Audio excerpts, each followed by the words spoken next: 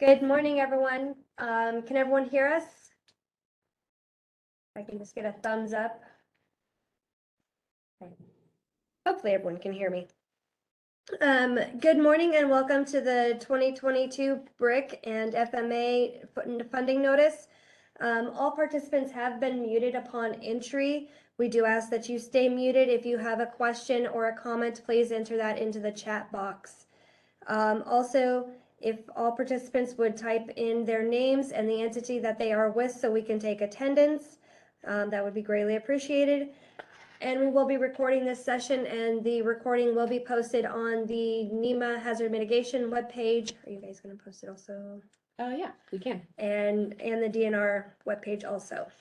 And with that, I will turn it over to Jamie to discuss the flooding mitigation assistance. Hi, everyone. Let me know if you can't hear me, but I'm Jamie Ranke with the Department of Natural Resources, Floodplain Management Section. We administer the FMA grant, so we'll be talking about that grant, and any questions you have, you can reach out to our agency. We'll have some contact information at the end. For those of you who don't know, FMA's priorities are to reduce or eliminate the risk of repetitive flood damage to buildings that are insured through the National Flood Insurance Program, or NFIP.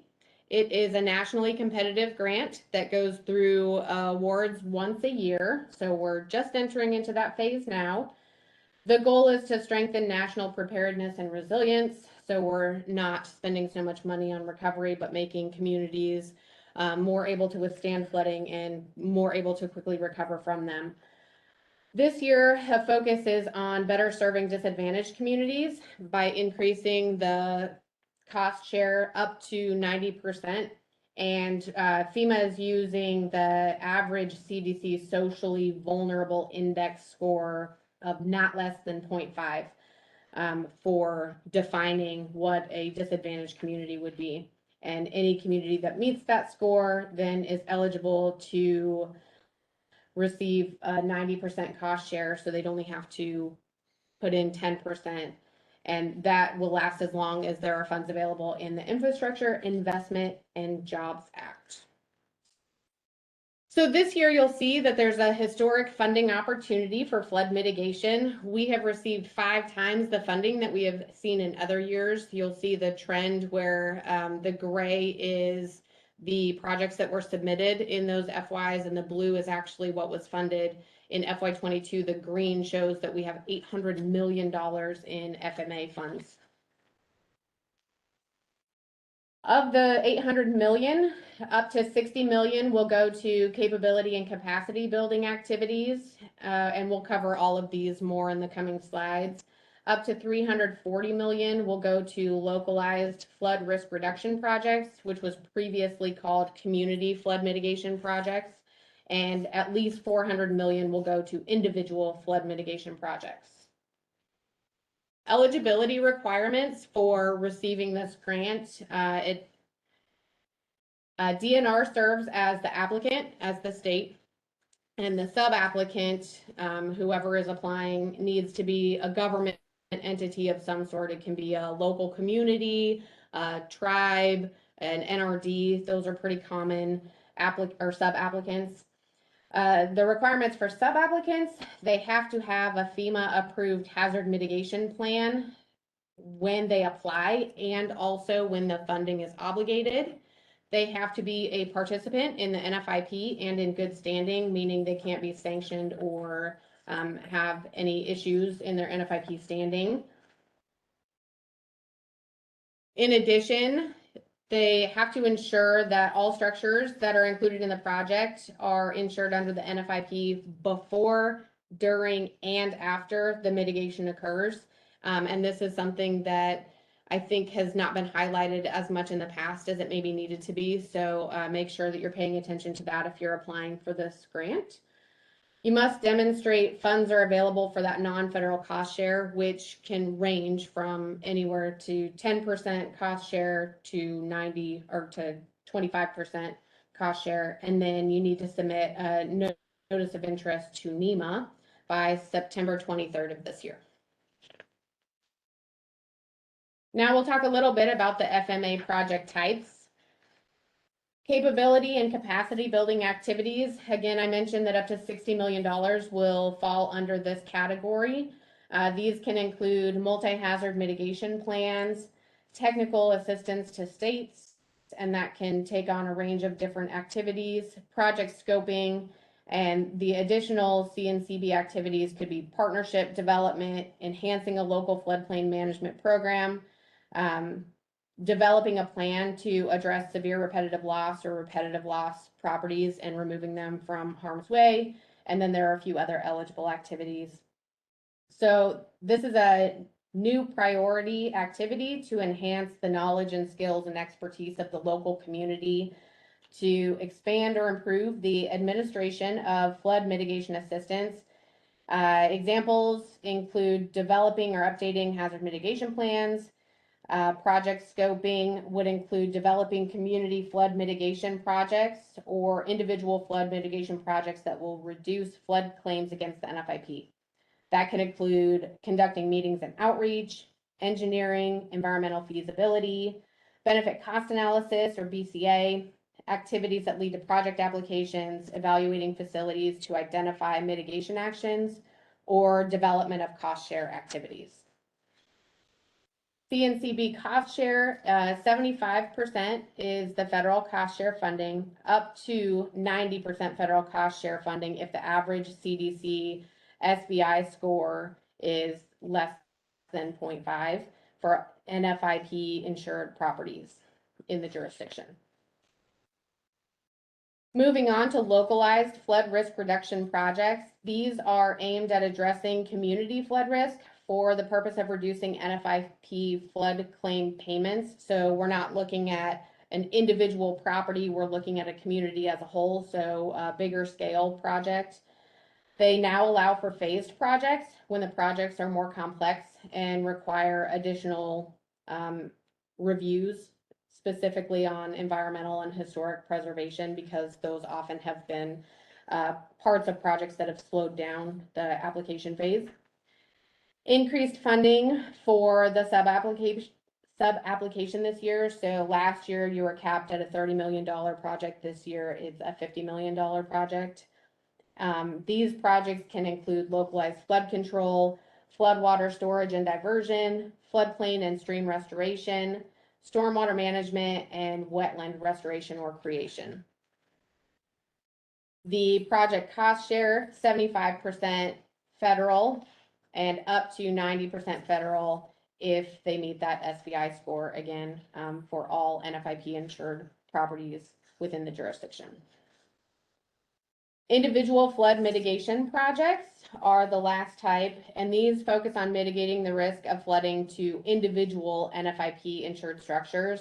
They can include acquisition, demolition, relocation projects, elevation and mitigation reconstruction, or flood proofing. And that would include wet flood proofing of non-residential structures, or dry flood proofing of non-residential structures or historic residential structures that were there before the mapped floodplain.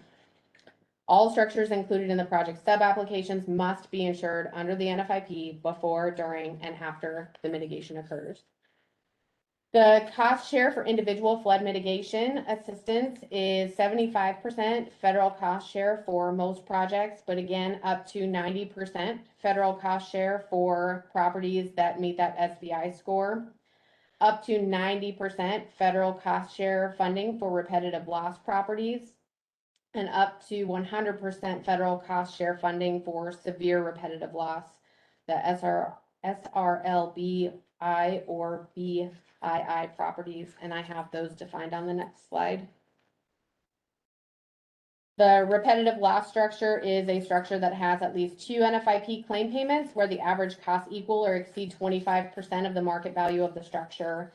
The SRL structure I have at least 4 NFIP claim payments of $5,000 or more with cumulative payments that exceed $20,000. And the SRL structure II is 2 separate NFIP claim payments exceeding the market value of the structure. There are new pre-calculated benefits to meeting the benefit cost requirements. projects need to be cost effective, as we know through going through these grants in the past. But this has to be demonstrated by a benefit cost ratio of 1 or higher using a FEMA approved BCA methodology. And there's a link to the tool, but this year there can be pre-calculated benefits for acquisition of repetitive loss or severe repetitive loss properties. And again, you can find more information about those going to the link.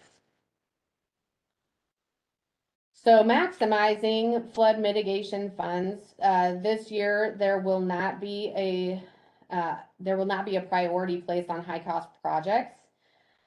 FEMA may rank sub applications lower when the average federal cost share is greater than $250,000 for all single dwelling units for elevation projects, and the average federal cost share is greater than $750,000 for all single dwelling units for acquisition projects. They're really wanting to focus on homes that are lower value rather than providing funding to properties that were more expensive to begin with. So trying to help those people that need the money more. High value structures are not prioritized.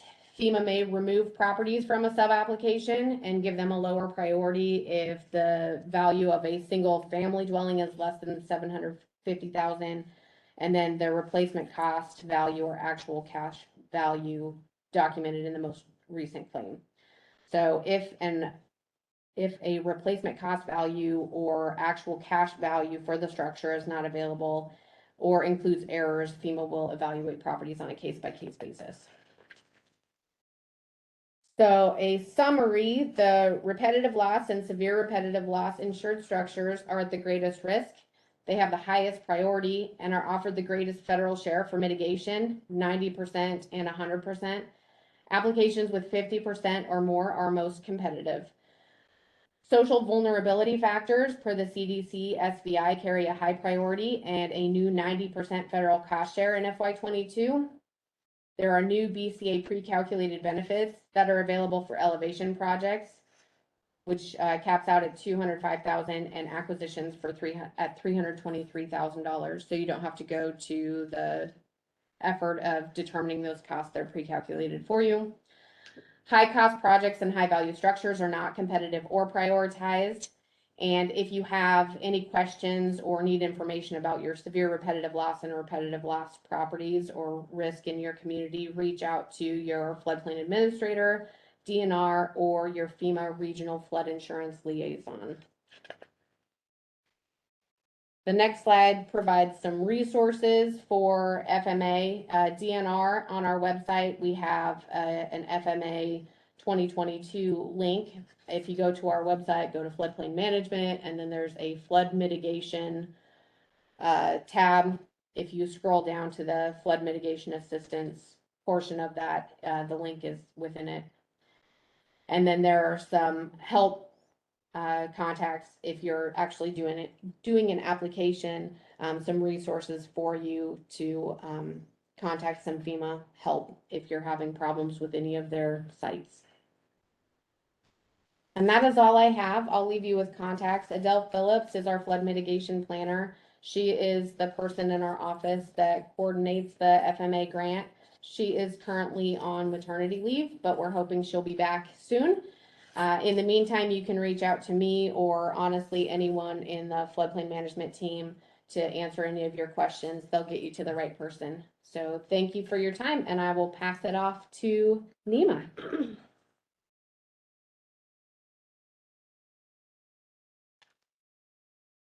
Great. Good morning. Thank you, Jamie. My name is Chelsea Harris. I am the State Hazard Mitigation Officer for the state of Nebraska. Welcome to our webinar again. As a reminder, your microphones were muted on entry. Please leave them on mute. If you have a question, please drop it in the chat box. Today we are going to be discussing the BRIC Notice of Funding, or also the Building Resilient Infrastructure in Communities. Today, our agenda here today, just an overview of our BRIC. Okay, this is an overview of our funding for the state of Nebraska. Each state, territory, and federally organized tribe is receiving $2 million for C&CB activities and mitigation projects. Funding mitigation projects under the state allocation is a change from BRIC 2020. 1 million of our 2 million can be used for planning or planning related activities, and we'll provide more detail on that at a later time. And then up to 10% of a sub-application may be used to disseminate information, which includes brochures, workshops, and videos. And then any project that is beyond $1 million will automatically be entered into the national competition. Okay. For program priorities. For 2022, the priorities for the program are to incentivize natural hazard risk reduction activities that mitigate risk to public infrastructure and disadvantaged communities, incorporate nature-based solutions, including those designed to reduce carbon emissions, enhance climate resilience and adaptation, and increase funding to applicants that facilitate the adoption and enforcement of the latest published editions of building codes. BRIC encourages hazard mitigation projects that meet multiple program priorities. Okay, so some eligible activities. The key to BRIC includes the usual list of potential projects, which can be found in the 2015 FEMA HMA guidance and addendum, but also in addition, it includes earthquake warning, wind retrofits, and wildlife mitigation. If you're unsure what category your project might fit into, or if you'd like more detailed explanation, you can always reach out to NEMA hazard mitigation staff. All right, so most of the program requirements can be listed on the notice of funding, but the one that I wanted to point out specifically is that local jurisdictions must participate and adapt the local hazard mitigation plan. Their local hazard mitigation plan does not have to be in Nebraska, but the project area does. Okay, so now we're going to cover the cost share requirements. So BRIC is part of the HMA program, so it's these are often based on reimbursement processes. So the sub-recipient will be reimbursed up to 75% of the costs incurred throughout the project implementation. However, the sub-applicant for the project is required to provide that other 25% of the funds. This means that in your application, you must also include a financial commitment letter that just states that the locals will provide, or the sub-applicant will provide that 25% for the duration of the project, which is typically 3 years. There is an exemption for the 75-25% cost share, and that is if your community is an economically disadvantaged rural community or an EDRC. EDRCs are eligible for a 90-10 cost share. The requirements are that your community must have 3,000 residents or fewer, and the per capita income does not exceed 80% of the national average. You can find this information through the census. If you feel that you are eligible for EDRC cost share, please provide supporting documentation when you submit your notice of interest. Continuing on with cost share requirements, we have management costs. Management costs are used to administer or implement the grant. These funds are based on 5% of the total amount of the project.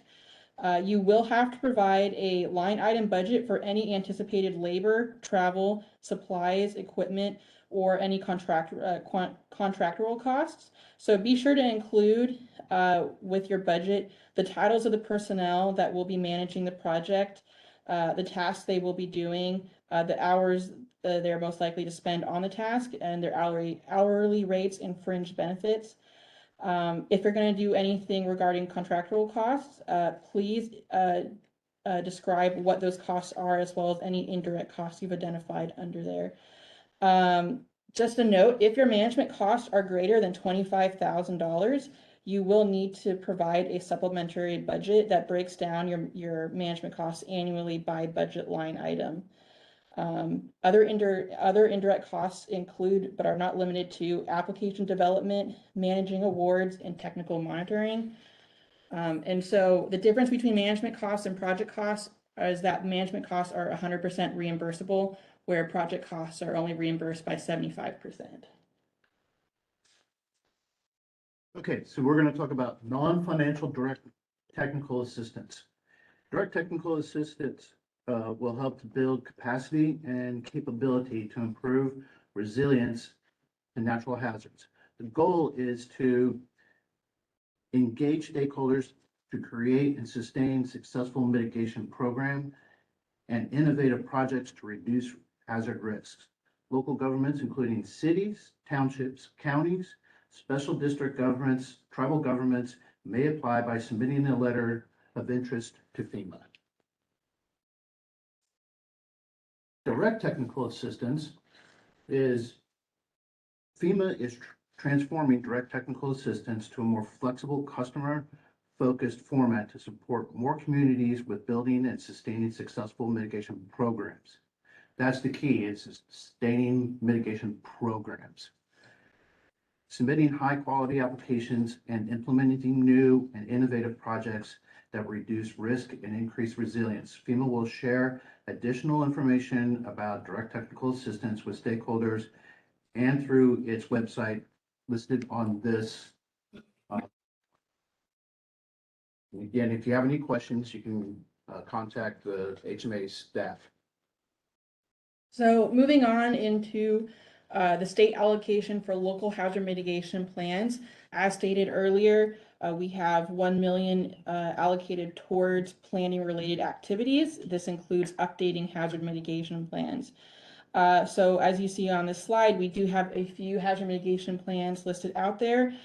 These plans are not required to apply, but we do have 5 hazard mitigation plans expiring in 2025. So we are attempting to ensure that all of these entities can get funding for their plan updates.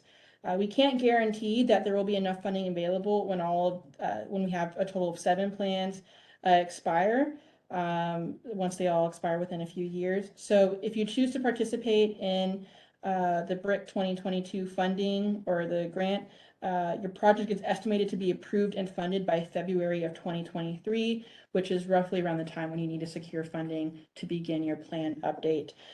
All jurisdictions are welcome to apply. We just wanted to point out that the few plans up on the slide are the ones that we are attempting to make sure that they have an opportunity to receive funding. So moving on to the national competition, NEMA will prioritize projects submitted under previous HMA grants, including the previous BRIC and previous disaster declarations. We will review potential projects based on the technical and qualitative criteria, which we will get into in the next slides. If you are a previous sub-applicant of BRIC and did not receive funding, we can resubmit your application with updated requirements. If you would like to participate, please reach out to the HM team. Our contact information will be at the end of this PowerPoint. So national competition technical criteria. Your projects must address all technical criteria to be competitive nationally. These points are binary, so a project either receives all or none of the points for each criteria.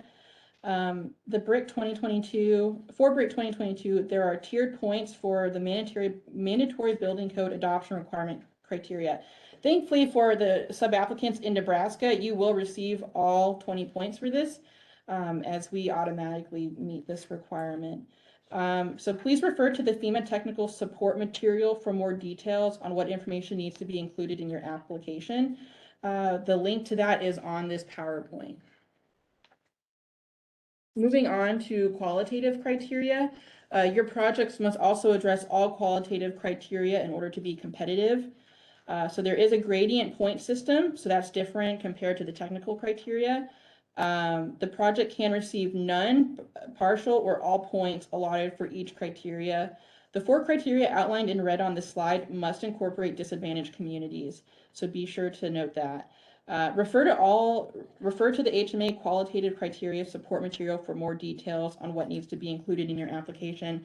And again, that is linked to this on this PowerPoint slide as well. Go, no-go milestones must be identified in the work schedule of applications submitted to the national competition.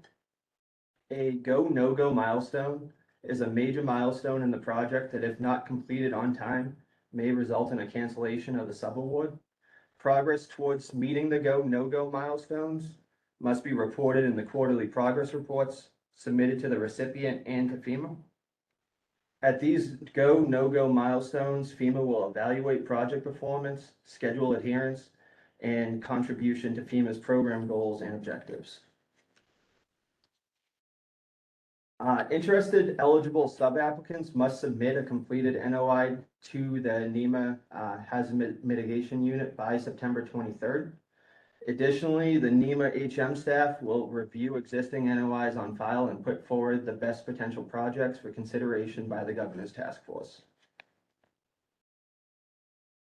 NEMA will consider NOIs received between September 10th and October 1st of 2022 after prioritized project applications have started.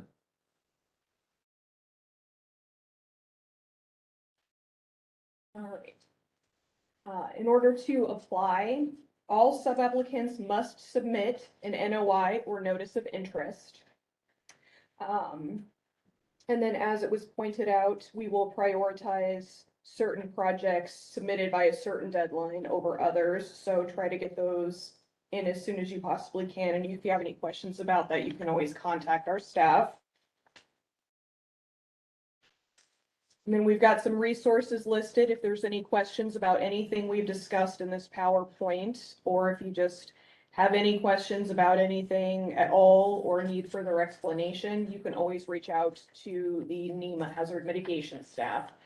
Here is all of our contact information, along with Chelsea, who is our state hazard mitigation officer, as well as Donnie and Lexi, who are also part of our administrative staff. Okay. At this time, we are going to check the chat box to see if there's any questions. Again, as a reminder, if you have any questions, please drop them in the chat box.